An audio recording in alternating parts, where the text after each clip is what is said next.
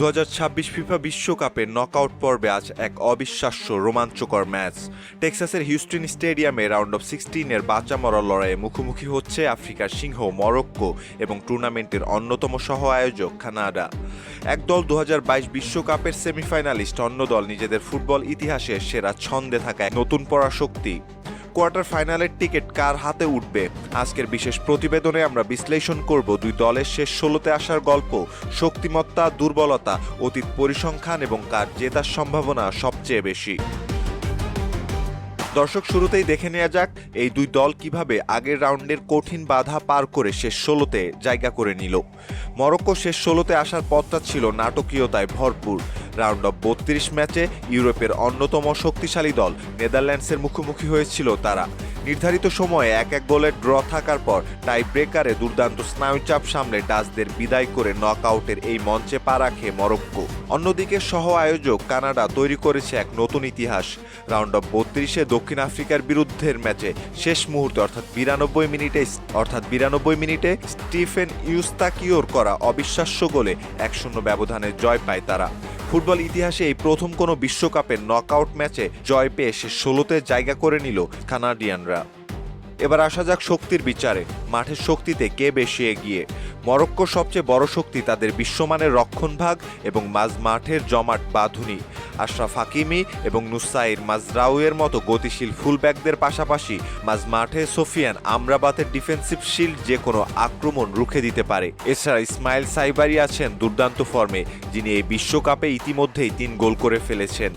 কানাডার মূল শক্তি তাদের কাউন্টার অ্যাটাকিং গতি এবং দলীয় একতা।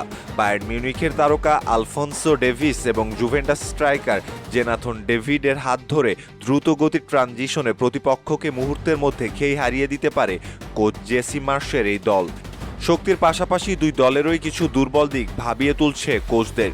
মরক্কোর মূল সমস্যা তাদের অতিরিক্ত আক্রমণাত্মক হতে গিয়ে ডিফেন্স লাইনের পেছনে ফাঁকা জায়গা তৈরি করা। কানাডার আলফোনসো ডেভিসের মতো গতিশীল উইঙ্গার যদি সেই ফাঁকা জায়গা কাজে লাগাতে পারে, তবে বিপদে পড়বে মরক্কোর ডিফেন্স।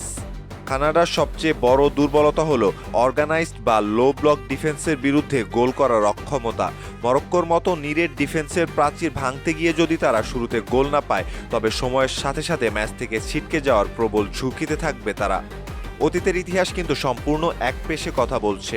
আন্তর্জাতিক ফুটবলে এই দুই দল এখন পর্যন্ত 4 বার মুখোমুখি হয়েছে, যার মধ্য থেকে কানাডা কখনোই মরক্কোকে হারাতে পারেনি।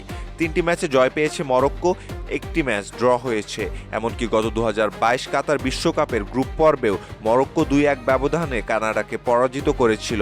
ফলে মনস্তাত্ত্বিক দিক থেকে মরক্কো অনেকটাই এগিয়ে থাকবে। কে জিতবে এই ম্যাচ? পরিসংখ্যান ও ট্যাকটিক্যাল গভীরতার বিচারে মরক্কো এই ম্যাচে ফেভারিট হিসেবে মাঠে নামবে। অপটা সুপার কম্পিউটারের প্রেডিকশন অনুযায়ী নির্ধারিত 90 মিনিটেই মরক্কোর জেতার সম্ভাবনা প্রায় 52.7%। মরক্কোর চমৎকার ডিফেন্সিভ স্ট্রাকচারের কারণে কানাডার জন্য গোল করা হবে বেশ কঠিন। তবে কবুতর রাইসোর প্রেডিকশন অনুসারে নির্ধারিত 90 মিনিটের হাড্ডাহাড্ডি লড়াই শেষে মরক্কো 1-0 কিংবা 2-1 ব্যবধানে কানাডাকে হারিয়ে বিশ্বকাপের কোয়ার্টার ফাইনালে পা রাখবে। তবে ফুটবল মানেই যেন অনিশ্চয়তা। কানাডা কি পারবে বড় কোনো অঘটন ঘটাতে? নিজেদের ইতিহাসটা কি পাল্টে ফেলতে পারবে তারা? আপনার কি মনে হয়, আশরাফ হাকিমির মরক্কো নাকি আলফোনসো ডেভিসের কানাডা? কে হাসবে শেষ হাসি? আপনার মতামত কমেন্ট বক্সে অবশ্যই জানান। ভিডিওটি ভালো লাগলে লাইক, কমেন্ট ও শেয়ার করতে ভুলবেন না। ধন্যবাদ।